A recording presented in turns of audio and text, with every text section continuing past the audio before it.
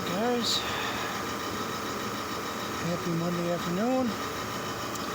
Out in the garage here, getting everything ready for the big storm we got coming up. I fired up the snowblower, runs good. Make sure it's full of oil, gas.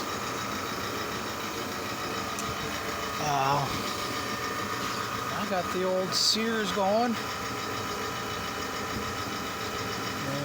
It puts out really good heat.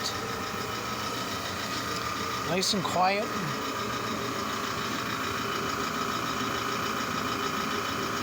Runs on #1 diesel.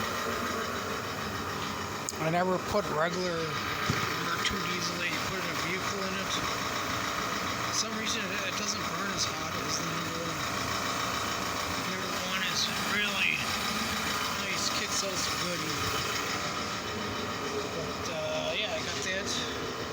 Just shut that down. I made sure the Jenny was filled up. Fired it up. Made sure started up, ran in case we lose power. Because this new this storm coming here, we can get good 8+ inches of wet, heavy snow and 40-50 mile an hour winds. So I got the Snow Joe out. Yeah, I bought one of those. It's not a gimmick. They work really good. That's the biggest one you can get. Don't buy the one with a 5-amp power battery. Just get the standard 4-amp, 5-amp battery. It's not going to make it last any longer. It lasts good here for me, about a half hour. That's good enough. I just use it really to, when it's wet, heavy snow, deep, to shovel off the deck. In the smaller areas, I would use a shovel. I can use that. But you just got to be careful because there's no direction on that. It just spits the snow out forward. So if you got any rocks or anything, watch out for your vehicles.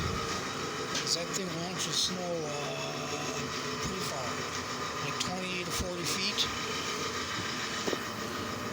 But, the plow rig obviously is ready to go. I don't know if I filmed it, but we did get our first snow of the year.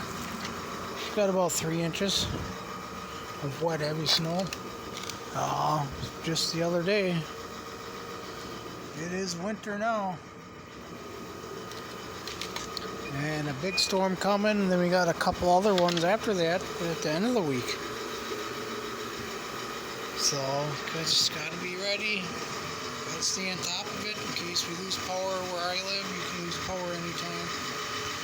Especially the wet, heavy snow, and the high winds, and the cold.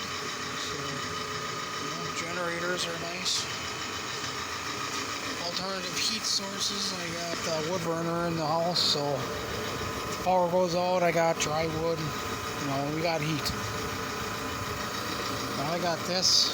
You're not supposed to run them in a house, but if you had to, you have to. But not for me. Can't leave their feet up there that far, that close for long. It will melt them.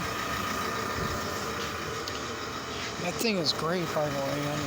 I don't know about the newer ones, but these old Sears, just amazing. I haven't ran that thing for 2 years. I put a gallon of #1 in it. Fires right up. Runs great.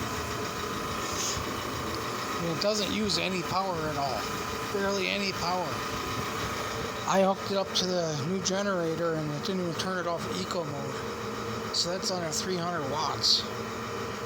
Because for this model, like anything 300 watts or more, it'll kick it up on high idle or high speed, whatever. It doesn't even do anything when you plug that in and run it.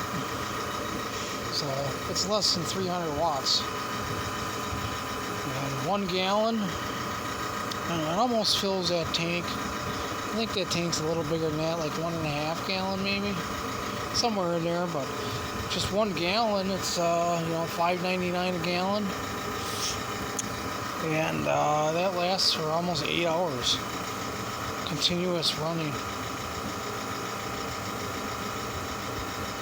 So, like I said, it's good heat. It's not huge. It's 35,000 BTU, I believe, or 30,000. It's one or the other. But it puts out good heat. It'll heat this garage from 18 degrees to 65, 70, about an hour. So yeah, it doesn't take much.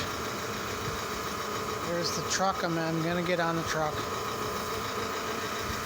I plan on finishing it this year in summer, hopefully. And we're tearing the whole front end off. This whole thing off. And I'm gonna stick a big old cam in it. There's one in it right now, but it's just a small one. You can use the stock valve train, so I didn't want to mess with the valves. And upgrading all that on a Mopar is very expensive. But I'm gonna put a big thumper in it, and get the drive shaft on there. The rear drive shaft is off, and it needs to be welded up and rebalanced.